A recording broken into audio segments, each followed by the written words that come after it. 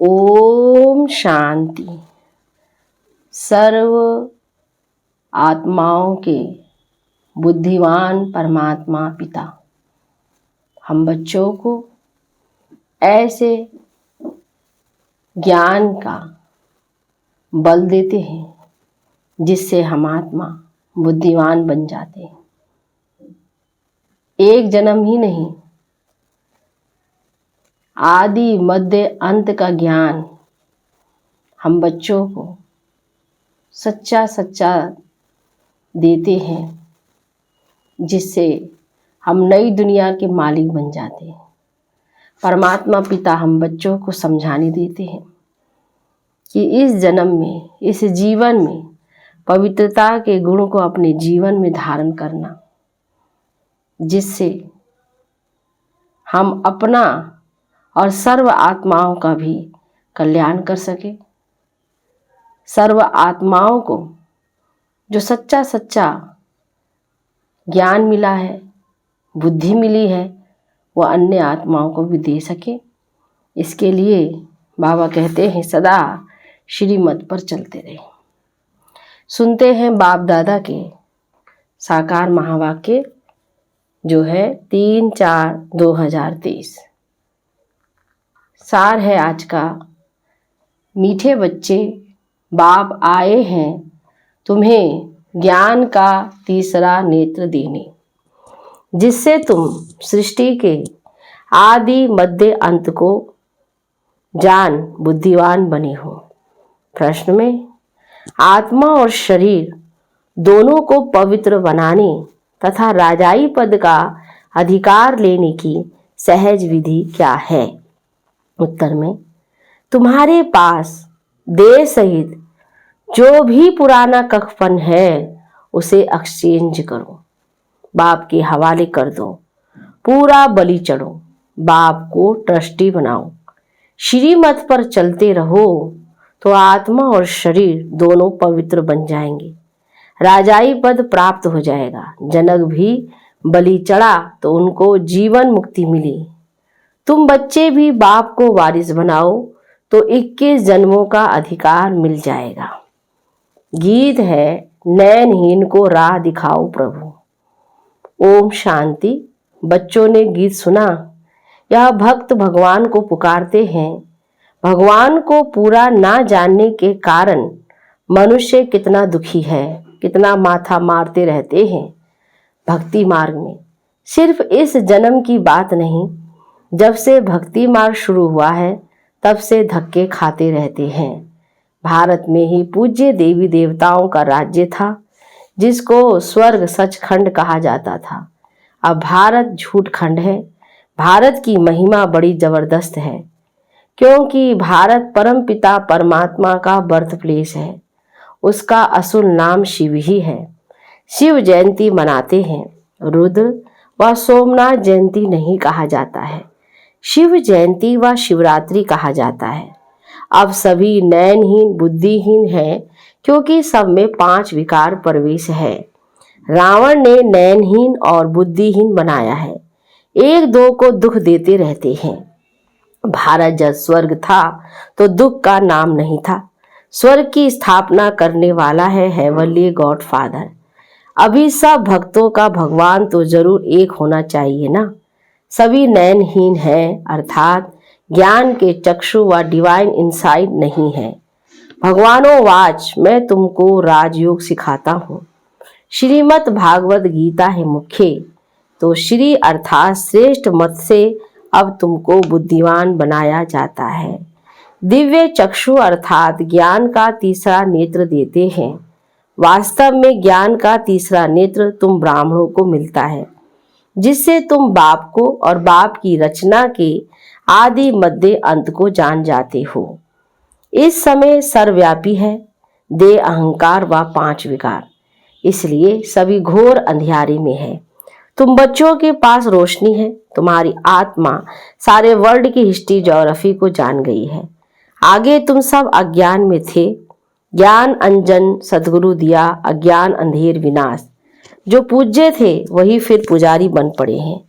पूज्य है रोशनी में, पुजारी है अंधियारे में। परमात्मा को आपे ही पूज्य, आपे ही पुजारी नहीं कह सकते। वह तो है ही परम पूज्य, सबको पूज्य बनाने वाला। उनको कहा जाता है परम पूज्य, परम पिता परमात्मा। कृष्ण को थोड़ी ऐसे कहेंगे, उनको सब गॉड फादर नहीं कहेंगे। निराकार गॉड को ही सब गॉड फादर कहते हैं। है वह भी आत्मा परंतु परम है, इसलिए उनको परमपिता परमात्मा कहा जाता है। आत्मा और परमात्मा का रूप एक ही है। जरूर हम आत्मा है, वह परमात्मा सदैव परम धाम में रहने वाला है। अंग्रेजी में उनको सुप्रीम सोल भी कहा जाता है। परमात्मा को अंग्रेजी में सुप्रीम सोल भी कहा जाता है।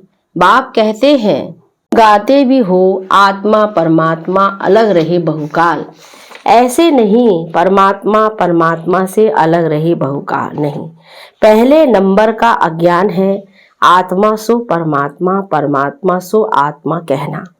आत्मा तो जन्म मरण में आती है, परमात्मा थोड़ी पुनर्जन्म में आते हैं।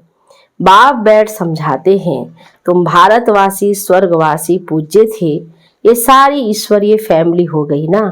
अच्छा भला यह तो बताओ, तुम माता पिता किसको कहते हो? ये कौन कहते हैं?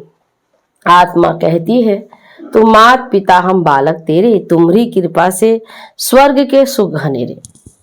हमको स्वर्ग मिले हुए थे, तुम माता पिता आकर स्वर्ग की स्थापना करते हो तो हम आपके बच्चे बनते हैं।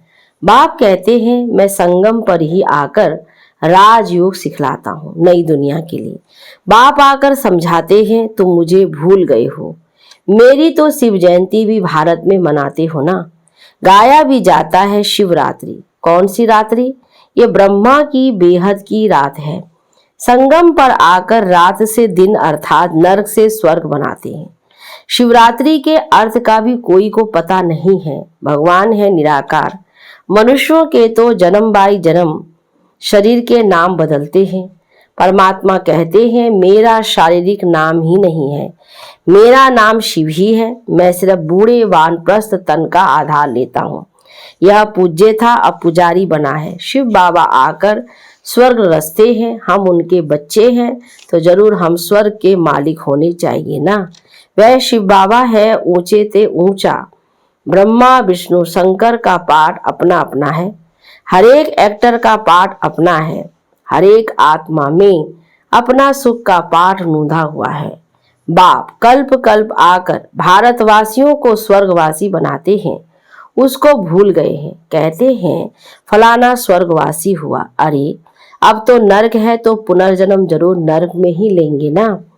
तो फिर तुम उनको नरक का भोजन क्यों खिलाते हो? स्वर्ग में तो अथाह वैभव है, फिर उनकी आत्मा को मंगाकर नरक का भोजन क्यों खिलाते हो? पतित ब्राह्मण को खिलाते हो, प्याज आदि खिलाते हो, वहां थोड़े ही यह होता है। तो देखो भारत की क्या हालत हो गई है। भगवानो आज अब मैं तुमको ज्ञान का तीसरा नेत्र देता हूँ, तुम फिर से राजाओं का राजा बनेंगे। देवी देवताएं 84 जन्म भोग पूज्य से पुजारी बन गए हैं। तुम जानते हो हम शिव बाबा के वारिस बने थे। शिव बाबा ने स्वर्गवासी बनाया था, तब उनको सब याद करते हैं, ओ गॉड फादर रहम करो। साधु भी साधना करते हैं क्योंकि यहाँ दुख है तो निर्माण धाम जाना चाहते हैं। आत्मा परमात्मा में लीन तो होती नहीं, यह समझना भूल है। अब तुम कहते हो हम आत्मा परम धाम में रहने वाली है। हम आत्मा सो देवी देवता कुल में आएंगी, फिर 84 जन्म भोगेंगी। हम सो आत्मा फिर दैवी कुल क्षत्रिय कुल से वैश्य शूद्र कुल में आएंगे। शिव बाबा जन्म मरण में नहीं आते, सिर्फ आकर भारत को स्वर्ग बनाते हैं।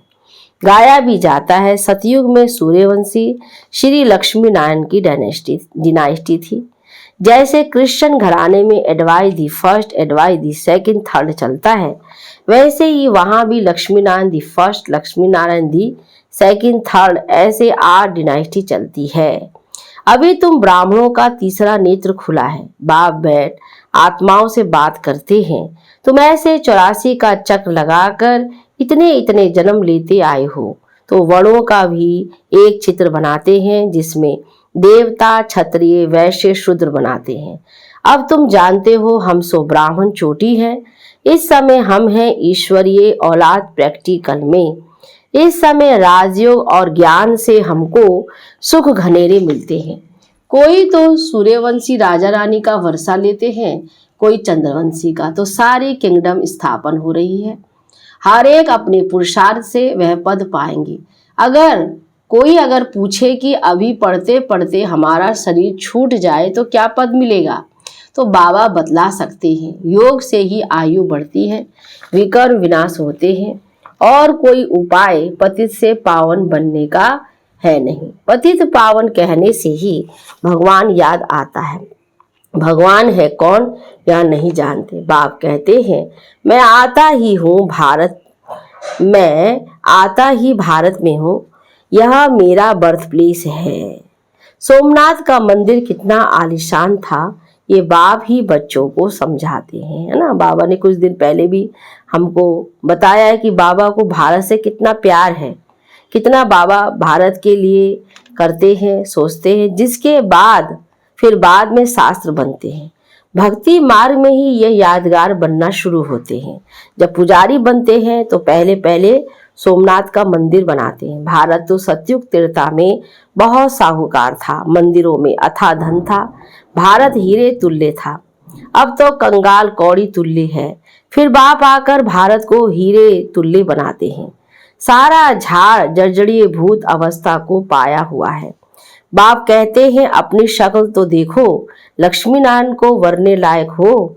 नारद की कहानी है ना, पतित आत्मा पवित्र लक्ष्मी अथवा नारायण को कैसे वर सकेगी। विकार में गए तो फिर पासपोर्ट कैंसिल हो जाता है। अपने आप को देखा जाता है कि हम ऐसा पुरुषार्थ करते हैं जो बाबा मम्मा के गद्दी नसीन बन सके। ये है ही पति दुनिया, पवित्रता है मुख्य। अब तो no health, no wealth, no happiness, ये रुड़ के पानी मिसल मृग तृष्णा राज्य है। इस पर भी दुर्योधन की कहानी शास्त्रों में है। दुर्योधन विकारी को कहा जाता है। द्रौपदी कहती है हमारी लाज रखो, या द्रौपदियां है ना। बाप कितना अच्छी रीति समझाते हैं। जितना बुद्धि योग पूरा लगा हुआ होगा तो धारणा भी होगी। नॉलेज ब्रह्मचर्य में ही पड़ी जाती है। बाप कहते हैं गृहस्थ व्यवहार में रहते कमल फूल समान रहना है, दोनों तरफ निभाना है। मरना भी जरूर है, मरने समय मनुष्यों को मंत्र देते हैं। बाप कहते हैं तुम सब मरने वाले हो, मैं कालों का काल सबको वापिस ले जाने वाला हूँ। तो खुशी होनी चाहिए ना। फिर जो अच्छी रीति पढ़ेंगे वह स्वर्ग के मालिक बनेंगे, नहीं पढ़ेंगे तो प्रजा पद पाएंगे। यहाँ तुम आए हो राज्य पद पाने। यह पढ़ाई है, इसमें अंधश्रद्धा की बात नहीं। ये पढ़ाई है राजाई के लिए। जैसे उस पढ़ाई की एम ऑब्जेक्ट है। बैरिस्टर बनेगा तो योग जरूर पढ़ाने वाले टीचर से रखना पड़े। यहाँ तुमको भगवान पढ़ाते हैं तो उनसे योग लगाना है। बाप कहते हैं मैं परमधाम बहुत दूर दूर से आता हूँ। परमधाम कितना ऊंच है, सूक्ष्म वतन से भी ऊंच है। वहां से आने में मुझे 1 सेकंड लगता है, उनसे तीखा और कुछ हो नहीं सकता। सेकंड में जीवन मुक्ति देता हूँ। जनक का मिसाल है ना। अभी तो नरक पुरानी दुनिया है, नई दुनिया स्वर्ग को कहा जाता है। बाप नरक का विनाश कराए स्वर्ग की स्थापना कराते हैं। बाकी उनको सर्वव्यापी कहने से क्या मिलेगा, कुछ भी नहीं। बाप तो आकर स्वर्ग का मालिक बनाते हैं। बाकी सभी आत्माएं शांति धाम चली जाएंगी। आत्मा अमर है, उसको पाठ भी अमर मिला हुआ है। फिर आत्मा छोटी बड़ी कैसे हो सकती। आत्मा है ही स्टार, बड़ी छोटी हो ना सके। अब तुम हो God fatherly students. God father knowledgeful blissful है, वह तुमको पढ़ा रहे हैं। तुम जानते हो इस पढ़ाई से हम सो देवी देवता बनेंगे। तुम भारत की सेवा कर रहे हो। पहले पहले तो बाप का बनना है, और जगह तो गुरु के पास जाते हैं, उनके बनते हैं, अथवा उसे अपना गुरु मानते हैं, है ना। बनते भी हैं और मानते भी हैं। यहाँ है बाप, तो पहले बाप का बच्चा बनना पड़े। बाप बच्चों को अपनी जायदाद देते हैं। बाप कहते हैं बच्चे तुम एक्सचेंज करो, तुम्हारा कखपन हमारा, हमारा सब कुछ तुम्हारा। दे सही जो कुछ है वह सब कुछ मेरे को दो, मैं तुम्हारी आत्मा और शरीर दोनों को पवित्र बना दूंगा और फिर राजाई पदवी दूंगा। तुम्हारे पास जो कुछ है वह बलि चढ़ो, मुझे ट्रस्टी बनाओ, मेरी श्रीमत पर चलो। जनक राज्य भाग्य सहित बलि चढ़ा तो उनको जीवन मुक्ति मिली। बाबा ये सभी कुछ आपका है। बाप कहते हैं मुझे वारिस बनाओ। मैं 21 जन्म तुमको वारिस बनाता हूँ, सिर्फ मेरी मत पर चलो। बल धंधा करो, विलायत जाओ, कुछ भी करो, सिर्फ मेरी मत पर चलो। खबरदार रहना है, माया घड़ी घड़ी पछाड़ेगी। विकर्म कोई नहीं करना है, कदम कदम श्रीमत पर चलना है तो तुम श्रेष्ठ बनेंगी। बाप तो दाता है, सिर्फ तुमको ट्रस्टी बनाते हैं। कहते भी हो ये बच्चे धन आदि सब भगवान का दिया हुआ है। अब भगवान कहते हैं मुझे दो, मैं एक्सचेंज करता हूँ, मैं प्रतिज्ञा करता हूँ, श्रीमत पर चलने से तुमको ऐसा श्रेष्ठ बनाऊंगा। यह है राजयोग। ये लक्ष्मी नारायण भी इस राजयोग से ऐसे बने हैं। बिरला जिसने लक्ष्मी नारायण का मंदिर बनाया है वह खुद नहीं जानते हैं कि यह लक्ष्मी नारायण इतने धनवान कैसे बने। अब बाप समझाते हैं यहाँ के गरीब वहाँ साहूकार बनेंगे और साहूकारों का सब मिट्टी में मिल जाएगा। अच्छा, मीठे मीठे सिकिलदे बच्चों प्रति माता पिता बाप दादा का याद प्यार और गुड मॉर्निंग। रूहानी बाप की रूहानी बच्चों को नमस्ते, रूहानी बच्चों की रूहानी बाप दादा को गुड मॉर्निंग। नमस्ते बाबा, नमस्ते। धारणा के लिए मुख्य सार में है। पहली पॉइंट, माता पिता के गद्दी नसीन बनने के लिए पवित्रता की धारणा करनी है। दोनों तरफ निभाते हुए पढ़ाई पर पूरा ध्यान देना है। दूसरे पॉइंट में, कोई भी विकर्म नहीं करना है, बहुत खबरदार हो, श्रीमत पर चलते रहना है, ट्रस्टी जरूर बनना है। वरदान में, अपने मस्तक बीच सदा बाप की स्मृति इमर्ज रखने वाले मस्तक मणि भव। विस्तार, मस्तक मणि अर्थात जिसके मस्तक में सदा बाप की याद रहे, इसी को ही ऊंची स्टेज कहा जाता है। अपने को सदा ऐसी ऊंची स्टेज पर स्थित रहने वाली श्रेष्ठ आत्मा समझ आगे बढ़ते रहो। जो इस ऊंची स्टेज पर रहते हैं वह नीचे की अनेक प्रकार की बातों को सहज पार कर लेते हैं। समस्याएं नीचे रह जाती हैं और स्वयं ऊपर हो जाती। मस्तक मणि का स्थान ही ऊंचा मस्तक है, इसलिए नीचे नहीं आना, सदा ऊपर रहो।